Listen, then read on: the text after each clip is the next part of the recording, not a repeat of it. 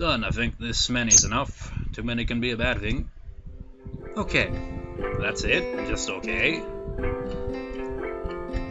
I'll probably do some myself after I'm done picking out what voting format to go with. Ah, too many posters bad too. Haven't you ever heard of oversaturation? I really think you're trying too hard. Bending her fingers, Shizune looks like she could almost admit it. Maybe. It's what Misha thinks too. I watch as her fingers continue uneasily twining around and pulling at each other in a miniature tug-of-war. I don't mind, but I asked her around in a couple of classes today, and interest is low. It's like you said, so... Does that make it wrong? No, it does make it kind of pointless. It's not. Yeah, but to who? I doubt even Shizune really believes that. I'm not doing all this work just for my own ego. That isn't what I meant. First chance to be alone with her in days, and I've already really cocked it up. Still, she doesn't actually look angry. It's more like she's frustrated that she can't express herself clearly enough. Since she's an expert in sign language, I wouldn't think that would be the case. I wonder what advantage being able to speak would offer her, and if she has ever thought about it. It's another project of mine, just like the festivals. I'm going to do it because it's my job. It's just that a student council election isn't as fun as a festival, so no one cares. She briefly touched her fingertips together as if to say, but maybe. There is some truth to it, but Shizune doesn't want to say anything that could be boiled down into something so deep. But I don't care. I want to get people riled up. It isn't about me. I don't want to be involved at all. What do you mean? You go to, like, every single festival? Shizune waves her hand in mock indignation. Well, I have to have fun too, but you know, it's not the same thing. Her spirit seems to have improved if she can manage to crack a joke. I don't want anyone to make a point of me being involved. It's a hassle. I don't want that responsibility. Things are becoming too complicated now as is. The more I try to hype up the elections, the more involved I have to be. No one wants to play their hand yet, and it doesn't feel like my time's over, even though it should. Crossing her arms and leaning back, she grinds her teeth together in frustration. They're all so lazy, it's impossible to get them to do anything. Anything else, the elections would be an exciting event. Anywhere else, I mean. It's illogical. Why does everyone have to be so different? If only there was some way to punish them. Like chaining a school to their desks. Voting is mandatory. If you don't vote, you get whipped.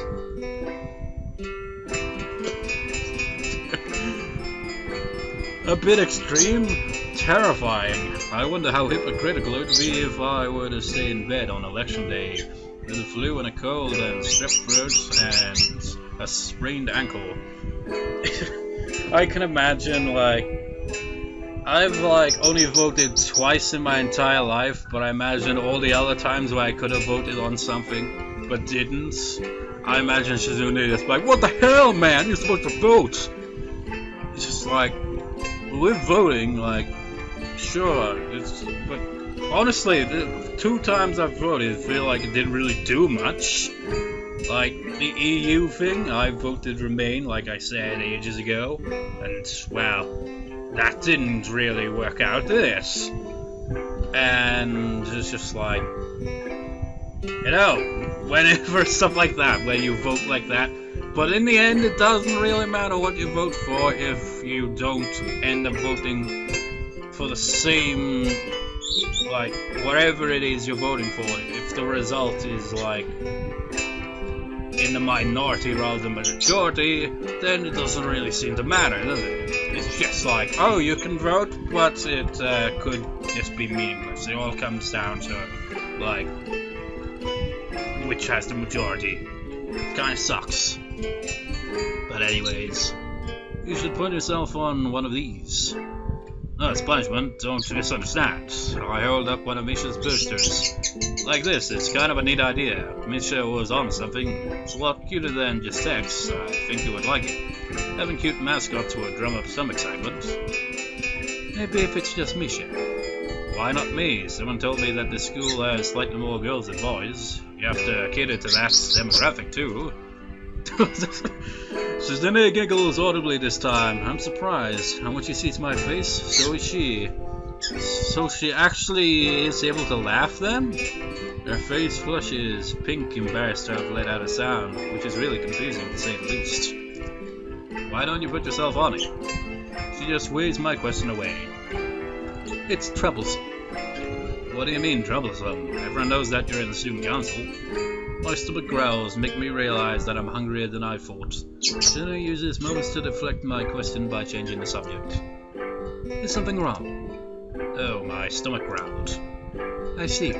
She looks at the forgotten pastry on her desk and then frowns, finding it inadequate for the two people. Let's go to the Shanghai if you're that hungry. It might be a little busy this late, but Yuuko is working there today. We will definitely get a table. So is the damn Shanghai. We were just at the Shanghai in the previous scene, more or less. There's something worryingly underhanded in that smile.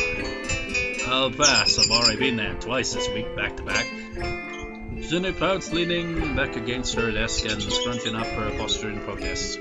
Why? I'm disappointed you said no. Well, I can't agree with you on everything. You don't give your opinion often enough, anyway. It would be easiest for me if it was like that, but not very interesting, right? There are some decisions that, some decisions you should disagree with me on. And you have you have a duty too. How am I supposed to know which is which? It's easy. No, it's not. Sometimes it's hard for me to tell whether you're joking or serious. Although, since she communicates entirely in sign language, that would seem pretty obvious. I wouldn't say that there's all there is to it, though. Well, so with that, is it like with the internet where it's hard to tell when someone's being serious, sarcastic, and all that? Because, well, it's written, and you can't, like, hear the tone of their voice. Like, when someone's being sarcastic, there's a very obvious tone to the voice that you can do to, like, give it away that you're being sarcastic. But then there's, like standard British sarcasm, usually in a deadpan kind of way, where it's not over the top. It's like, oh, I'm being sarcastic. It's more the kind of, yeah, whatever, blah, blah, blah. I don't know how to really describe it. It's just like, well, it's deadpan, isn't it? It's just like, you can say it in a way that makes it sound somewhat serious, in a kind of passing, kind of sarcastic way. I don't know how to describe it, all that. Remember when I had my heart attack, Yuuko wouldn't stop talking at first. Eventually I wished that she would just shut up, or I would have if I hadn't been happy to have any kind of company at all. Gradually I stopped being so grateful. When we talked, I felt like it was nothing more than ritualized exchanges of politeness. Yuuko tried extremely hard to obfuscate how she felt, which was that I was hopeless. In the end, her outer behavior matched her inner feelings. For that reason, I was able to accept it when one day she stopped showing up. I was no longer surprised by the time it happened. Even though she considered herself a master of hiding her feelings, I was not surprised. I've heard that games like shogi and chess can tell you a lot about a person. I wish I knew what Shizune thought they said about me. How would that really tell you much about a person? Maybe a little bit, but I doubt it. You'd like learn a lot about someone simply by the way they play a game like chess. It could be that I'm a little more like Yuuko than I'd like to think. If I can only tie with Shizune by retreating, I suggest that we should order out. And it was upstreamed because of course.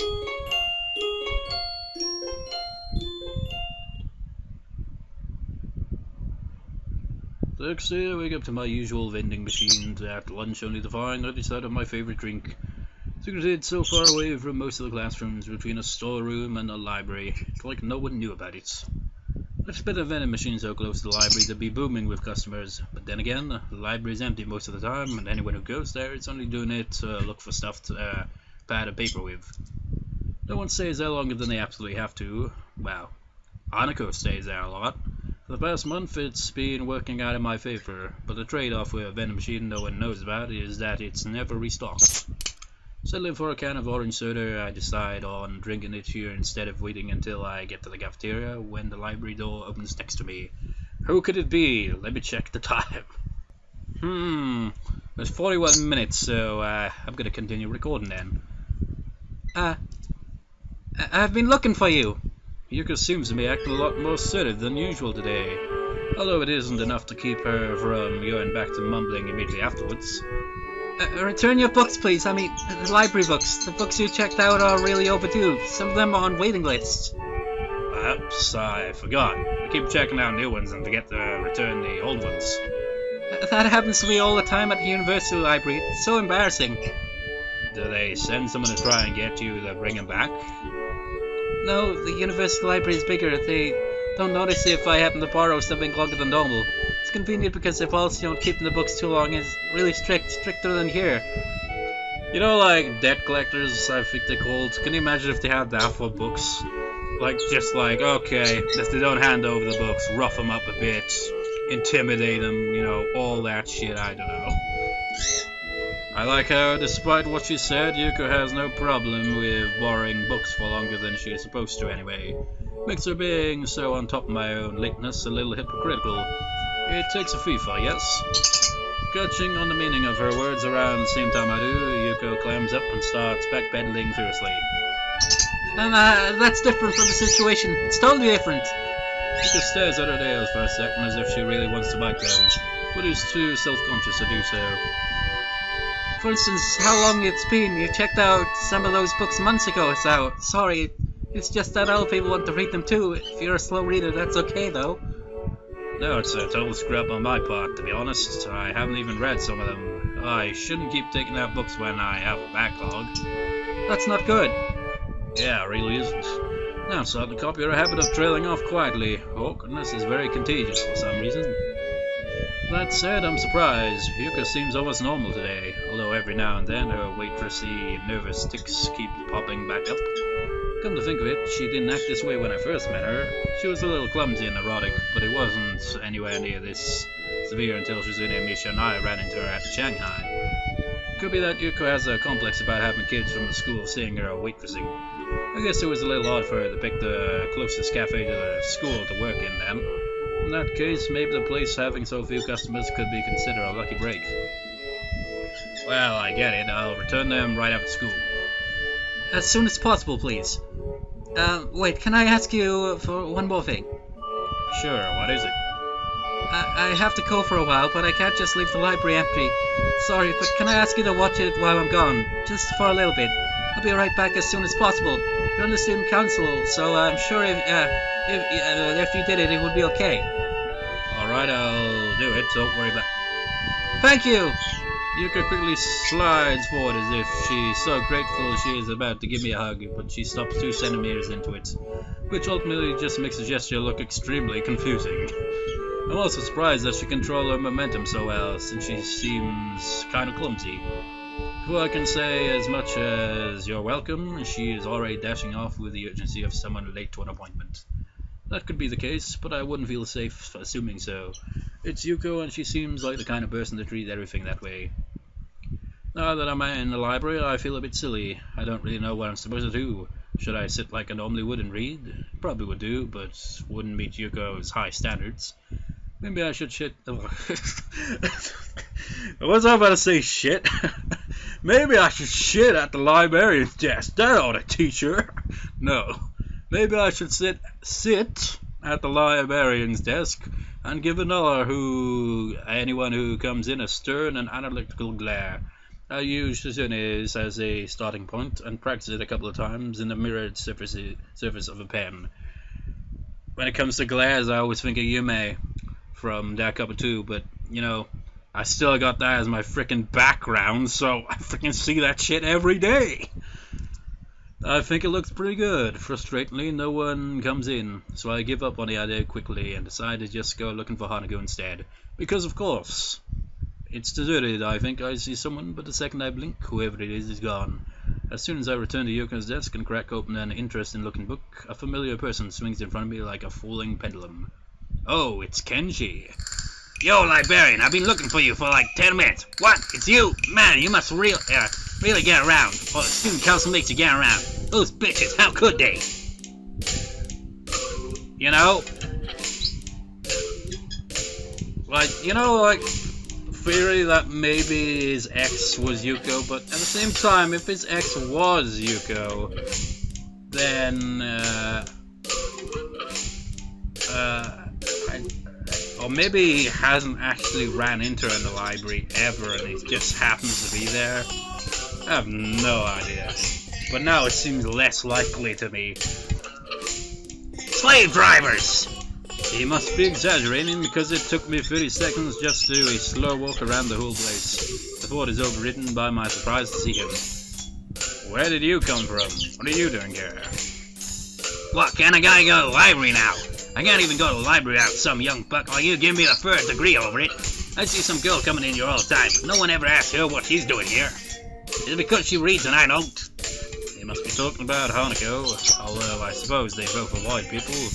Or to tell him that reading is what you usually do in the library, so if he's not reading, whatever he's doing is bound to make him look way more suspicious than her. In the end, though, I'm too surprised by him practically appearing out of thin air. That doesn't tell me what you're doing here. I'm here because of you. His response makes me feel confused. Maybe I fell asleep and this is all just some weird dream. This Kenji isn't real, but really my subconscious. Is he going to start giving me deep but vaguely worded advice now? Because of you, I got chased out of my dome by feminists. Now I wander this library like a soldier out of country or a ghost. I should haunt you for doing things for me. It's a shame. It would have been an interesting dream, but it seems like this is the real deal. Yeah, you had to start working with women, and that brought them to my door. You remember that? You should, since you were there. After that day, I knew you were on to me. I should have trusted my instincts, but I was young and stupid. And, incapable of reading without, doing actual pausing in between. That wasn't even a week ago. Then my dad called and said one of my letters hadn't been delivered. The post office couldn't have lost it, so it must have been intercepted. Information warfare. That's when I knew my secret hideout was compromised. Now I'm on the run like a fugitive. It's code red. Dorm rooms aren't secret. They put your name and number on a board right in the doorway. I know, I saw that. They're diabolical. Why not just put up a big Wild West wanted poster if they're gonna be like that? Wanted dead or alive. Probably alive so they can clone me and turn me into a grasshopper. Jumping without warning into the empty chair opposite me, Kenji takes out a cigarette and starts spinning it between his fingers. I've never seen him smoking before, so it must be for effect. I can't even live where I want to anymore. This is where it all begins. Tactical brilliance. I mean, once they're in your home, it's over. They're like termites. The feminist plan for dominance starts there. Where the fuck can we go? The only question is how they could take a page out of their termite playbook when women are naturally repelled by wood. You can never go home again. Is that how the saying goes? Man, I don't know about never. I was just there. I don't know anywhere else I can go. Shower and get new clothes, then eat and use the bathroom and watch TV. I have to keep watching the news to keep informed. Again. Freaking not pausing between the sentence. With someone else from his dorm room and living on the run, he sure has no qualms about going back there several times a day for long periods of time. But by now he's slowly turning away from me and is talking to a revolving display of murder mysteries. There's really no point in interrupting him, I guess.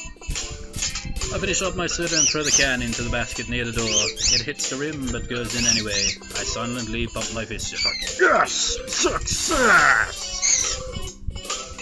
Kenji quickly gets up and starts ahead towards the door. I wasn't really paying attention. I hope I didn't fist bump at an inappropriate moment. Where are you going? You kept sucking down that juice. So, it wasn't even juice, it was soda. It's gone now. And what do you mean, sucking it down? I had two sips. Yeah, right, you had like 50 million sips. That's not even possible. Maybe for you, I go beyond the impossible all the time. Okay, whatever. Now I'm thirsty too. I'm gonna go get my own juice. I'll be right back. You know, this is the second time, man. The previous recording, like, Kenji suddenly just took over screen time, and he's doing it again. This is supposed to be Shizune's route, but she keeps getting freaking, like, ends up becoming, like, the secondary part of this. Kenji's taking over, man. He does come almost right back, so quickly that I suspect he knows about my secret vending machine. Oh, it all makes sense now then, doesn't it? You know, ever since, like, they got back to the school from Shizune's place, it really has. Like, Shizune is kind of like, the attention is slowly going to other characters randomly. I got you one too. Hope you like grape juice. We're even for the pizza now. Thanks. Well, at least he remembers it. I'll tell him that I lent him nearly 10 times cost of a can of grape juice, but that might make me seem petty. I suppose Kenji sits down and starts furiously drinking juice like a man with a vendetta against grapes. You know, it's a lucky break for me that I managed to run into you here, man. I kinda need you to do me a favor. Although it's cynical, I wonder if him getting me juice was so he could ask me for his favor. If so, it's very transparent and poorly timed. I doubt Kenji would think about something so deeply, though. Just asking for things straight out is more his style. I need you to recommend me some books. But I thought you didn't read. How did you know? You told me. You said you think people discriminate against you because you don't read. Well, I do, and I do read. I read audiobooks because they're the way of the future. I have to read a book a month for literacy studies, though. And I found out that school doesn't really accept such ethics as advanced cryptography if I don't read a bunch of books. They're gonna fail me. Again, it comes back to that stolen book from the library from way back when, isn't it? It was Kenji. I can't fail literacy studies. That would make me illiterate. That would mean my mum was right. My mum can't be right. We'll just have to study literacy as much as possible. What about doing some extra credits? No thanks. It's bad enough I'm gonna have to carry around those stupid things now. He picks up a dictionary, flips through it, and places it on the murder mystery rack behind him. I can't believe it's actually the medium that our ancestors used to look at porn. What? I spit my drink all over the book I'm still holding, damaged beyond any hope of repair. I quickly check the back and see its suggested retail price is 7,900 yen. I think I might have a heart attack. Wow, destroyed. Shouldn't have done that, though. They take vandalism super seriously here. You're gonna get canned. He chortles amused before taking an extremely long, loud sip from his can of juice. It's not vandalism. I didn't do it on purpose. You made me do it with your words. What do you mean, canned? I don't want to be canned. Wait, chill out. I don't mean they actually cane you. That was what you said? I don't know. They just make you pay for it. And really, really yell at you. It's like they were going to bite my ass off. Still not that big a deal. I don't care if it's figurative. I don't want to get caned. I'll get my ass bitten off or any kind of punishment, you dumbass. What am I gonna do? I'm the only person in here that she knows of anyway. I can't even throw the book in the trash. If we found, then she'll know. Damn, dude, stop being so weird. That's coming from Kenji. How is it weird to not want to be fined? Man, stop flipping out, man. Get a hold of yourself and all that shit. I'm not flipping out. I'm trying to save money. So cheap. Is he just going to say ironic things now, or what? Well, he does that anyway. But about to strangle him when I hear Misha's coming up from the hallway. Apparently, Kenji hears it too and uses the opportunity to quickly vanish behind the autobiography section like the wind. Hi, Hee-chan! Misha shouts exuberantly, dragging embarrassed Yuuko behind her. Hee-chan, were you talking to yourself? On one hand, saying yes could make me look kinda crazy. On the other hand, if I blow Kenji's cover, he might go off and make me look crazy by association. He's just like, well, you're gonna look crazy either way, I suppose. Yes. That's okay, don't be embarrassed, Hee-chan. I do it too sometimes when I'm alone. La la la la, and all that shit. Nothing happened while I was gone? Absolutely nothing. It smells like grapes. I'm wearing grape-scented cologne. I lie brazenly, and obviously from her reaction, I'm going to assume that she knows I'm lying, or thinks I have an abysmal sense for colognes. Since the kind of grape juice I drank from is still right there, it's likely to be the former. Fortunately, she doesn't ask any follow-up questions. What are you two doing together? We had lunch together, strictly business, a business lunch. I try to picture Misha in a suit having a business lunch with anyone. Somehow I just can't see it. What kind of business? You don't know? It's nothing. It's normal for one part of student council to not know what the other is doing. Hey, don't nothing, something like that. That isn't normal at all. In fact, it's bad. We're only 3 people.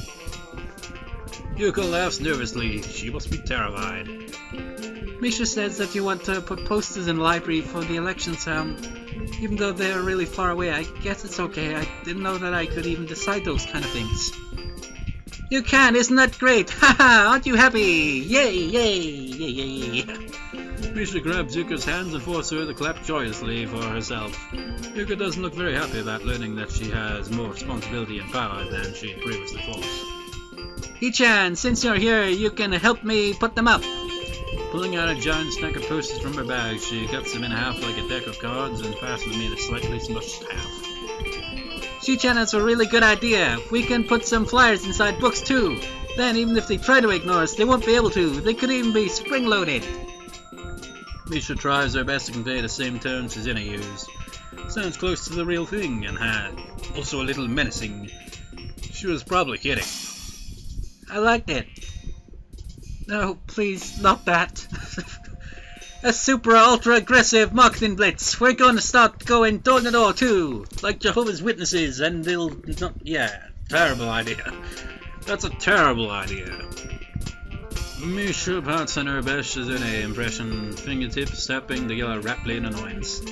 Hee-chan, you think every idea is terrible. Yeah, but that idea is too terrible. Too terrible to ignore. I can't have that. Hahaha, Hee-chan, that sounds like a challenge. Mutiny, mutiny. Mutiny is bad, don't fight. It was just a joke. Okay. Don't fight. Seriously, she's always laughing. The way Yuuko sounds when she's trying to be firm makes me think of the kindergarten teacher. I suppose that makes her very persuasive in her own way. Well, was that a bit of lag? Putting up the posters is surprisingly hard, simply because the library is already plastered with bulletin boards and flyers lined every couple of meters. Some of them in places so unlikely that I'd never noticed them before. Some which will aim to peel off in favour of her own adds a lot of time to an otherwise simple job. By the time the bell rings to signal the engine launch, Misha and I still have a sizable amount of posters left. As we leave, I decided to stick one right by the door. It must be one that Misha did. It has a little drawing of Shizune on the bottom. You know, with this whole drawing thing, kind of reminds me of the menu option. Actually, let me see here.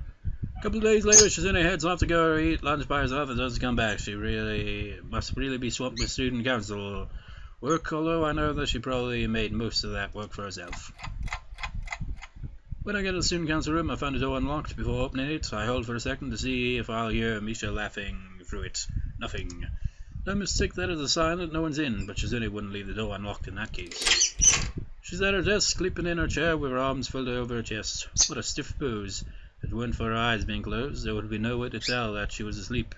In fact, I can't even be sure that she is asleep now. I bet there's going to be a CG, but I'm going to save that for next time. I'm also going to save on screen. See that right there? That's what the image brings to mind when they're saying about these drawings.